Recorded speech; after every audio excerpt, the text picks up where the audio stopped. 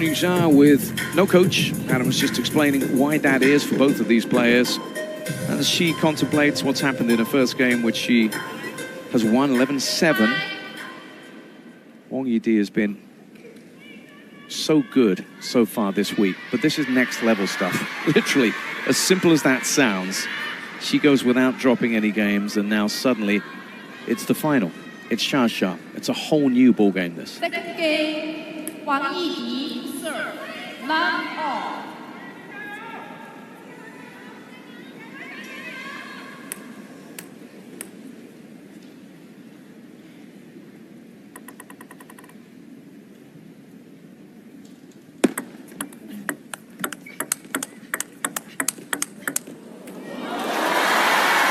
The backhands. Spoke about her performance against Wang Manyu before it became obvious that Wang Manyu was carrying an injury last night, and it was clear that Wang Yidi was just so capable of putting away an opponent who wasn't at her best, but maybe would have put her away even if she had been. True. Nice touch here. Soft, shallow.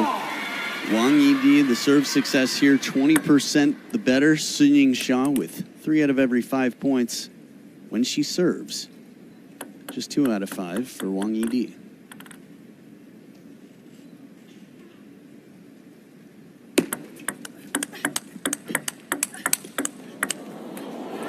Again, they trade the backhands, and again it goes in favor of Yingsha. In terms of the fights they choose to pick, in a best-of-7 battle, there's going to be a lot more opportunities. 6 of the last 8 points for Yingsha. And the last 2 we recall were straight-up backhand-to-backhand battles. Now we're talking. Turns from the middle, exploits the wide forehand. Now, let's talk transitions for a minute. There's a middle. You have to cover it. Side spin here, how quickly she turns. It's partially feet, but it's a lot of waist, torque, twist. That's one of, I'd say, the top qualities of Wang Yidi.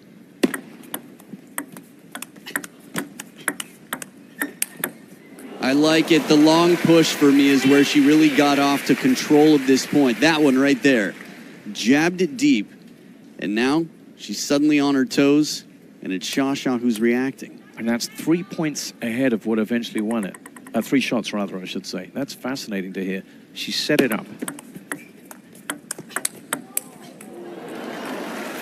Sometimes that's how it has to be. This is one of the many reasons that table tennis is likened to chess. Because positioning matters so much that you're thinking moves ahead. If I go here, she goes here, then I go here, and that's when she goes off balance and the next shot's coming in. And you can't know for sure, obviously. She might go here, but you've got an answer for everything in your mind. So sharp to bounce there, Yingsha, when she had that faint glimmer of an opportunity. It's a good response. Wang Yidi brings in a very unusual ball there. A little bit of an ice cream cone flip. Meaning she holds the racket straight up and just guides it forward, as opposed to a more traditional one. So she's still thinking of ways to be creative, waiting until the point of contact there to turn for a forehand.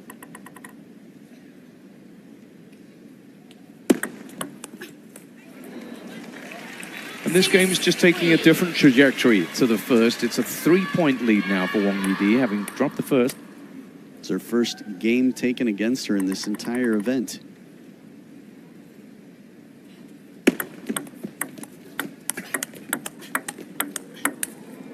But then she kind of might have thought that was going to happen at some point. This is a final you feel that's going to have to be won, and won hard. Sure, she imagined it possible. I think Yingsha pulling a bit of a Wang Yidi there. She pulls the elbow up to cover the middle on that last forehand.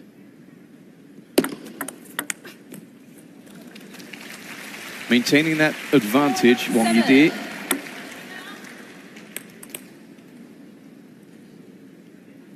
And that little swing there, 6 of the last 8 now going to Wang Yidi.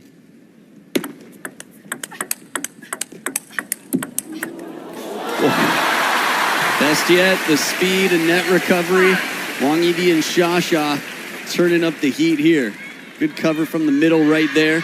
It's always tough to get your balance right back. There tends to be a sense of panic, especially when the next ball's wide, because you know you've compromised your positioning and you might need to overcompensate by making a quick move wide on the next ball. Sha didn't give it very wide.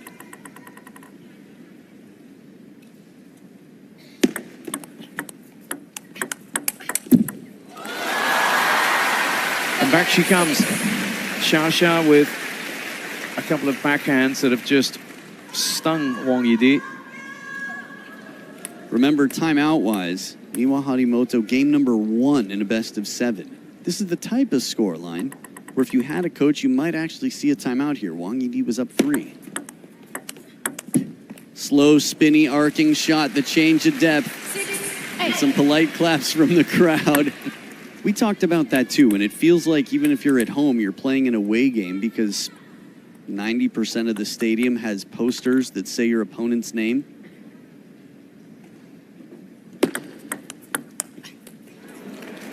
But despite that, she's doing just fine, Wang Yidi. Stretches back to that 3-point lead.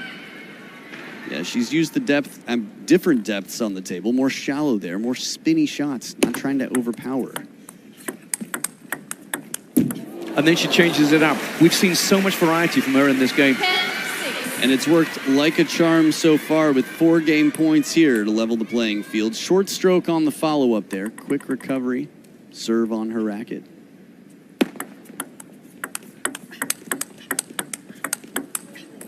Nice placement right into that elbow. She plays it from backhand to middle, and Wang Yidi gets her first game on the scoreboard. So leveled out here against the world number 1. It's world number 4 with the momentum now. Wang Yidi has dropped 1 game this entire week, and even the world number 1 can't say the same. Will it continue this way? Well, you take a lot from certain games, and she will take so much from that. Scoreline tells you it's 11-6, but it was about more than just that. High quality from Wang Yidi.